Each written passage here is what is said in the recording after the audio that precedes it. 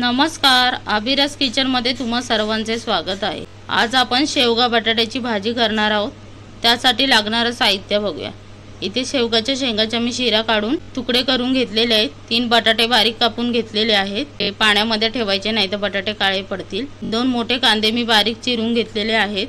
1 tomato मी बारीक कापून घेतलेला आहे। कढीपत्ता, अद्रक लसूण पेस्ट, लाल तिखट, गरम मसाला, धना पावडर, हळद, चवीनुसार मीठ। गॅसवर कढई ठेवलेली आहे। त्याच्यामध्ये 1.5 पळी तेल टाकलेलं आहे। फोडणी देऊन घेऊया। राई, जिरे मगाशी मी सांगायची विसरलेली, कढीपत्ता, कांदा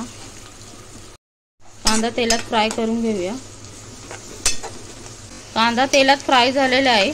अद्रक लसूण पेस्ट टाकूया।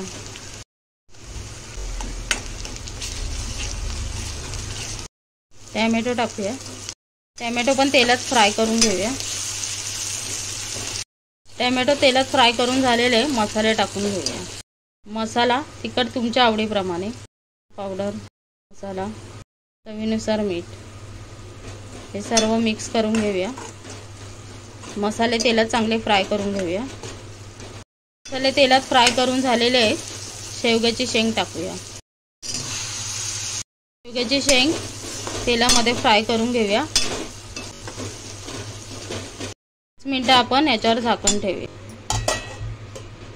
5 मिनिटं झालेले, आपण झाकण काढून बघूया। शेंग आपली तेलात थोडी फ्राय झालेली आहे। ह्याच्यामध्ये आपण बटाटा टाकून घेऊया। बटाटा सर्व मिक्स करून घेऊया।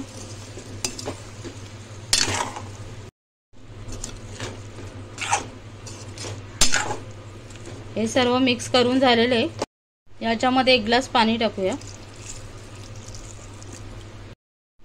चिरलेली थोडीशी कोथिंबीर टाकूया। मिक्स करून घेऊया।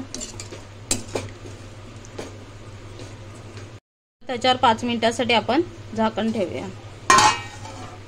5 मिनिटं झालेले, आपण झाकण काढून बघूया।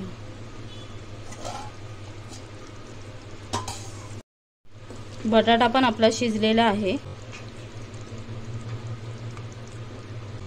आणि शेवग्याची शेंग पण आपली शिजलेली आहे।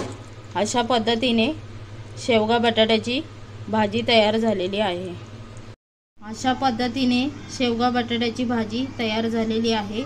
असेच नवनवीन व्हिडिओ पाहण्यासाठी अभिरस किचनला सबस्क्राइब करा, लाईक करा, शेअर करा आणि बेल आयकॉन क्लिक करा।